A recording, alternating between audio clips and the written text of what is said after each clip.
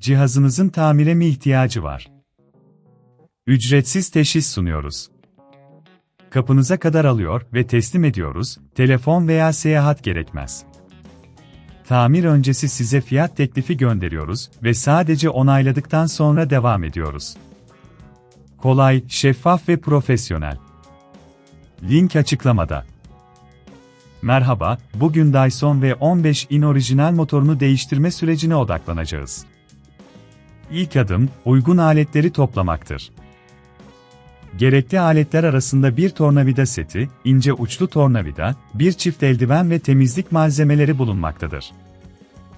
Bu aletler, işlem sırasında size büyük kolaylık sağlayacaktır.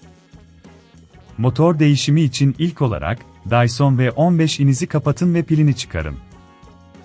Bu güvenliğiniz için önemlidir.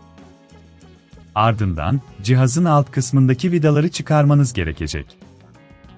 Bu vidalar genellikle T10 tornavida ile sökülür. Vidaları çıkardıktan sonra, alt kapağı dikkatlice kaldırın. Kapağı açtıktan sonra, motorun bağlantı noktalarını göreceksiniz. Motoru yerinden çıkarmadan önce, kablo bağlantılarını dikkatlice çözün. Bu aşamada, eğer bunun çok zor olduğunu düşünüyorsanız, evden alın ve teslimat hizmeti sunduğumuzu unutmayın, böylece işinizi kolaylaştırabiliriz.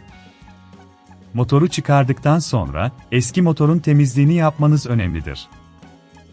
İç kısımlarda biriken toz ve kirleri temizlemek için yumuşak bir fırça veya vakum kullanabilirsiniz. O adım, yeni motorun daha iyi çalışmasını sağlayacaktır. Artık yeni motorun montajına geçebiliriz. Yeni motoru dikkatlice yerleştirin ve bağlantı noktalarını yeniden bağlayın. Bağlantıları sıkı bir şekilde yaptığınızdan emin olun. Ardından, alt kapağı yerine kapatmayı unutmayın ve vidaları tekrar takın. Son olarak, cihazınızı açın ve yeni motorun düzgün çalıştığından emin olun. Eğer herhangi bir sorunla karşılaşırsanız, tamir öncesi fiyat teklifi alabileceğinizi hatırlatmak isterim.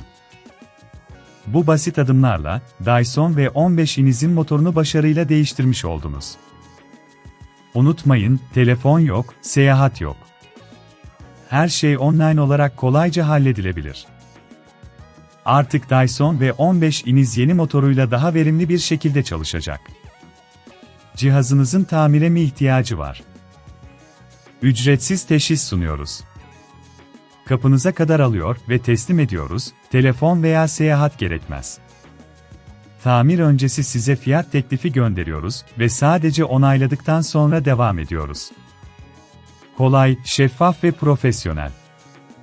Link açıklamada.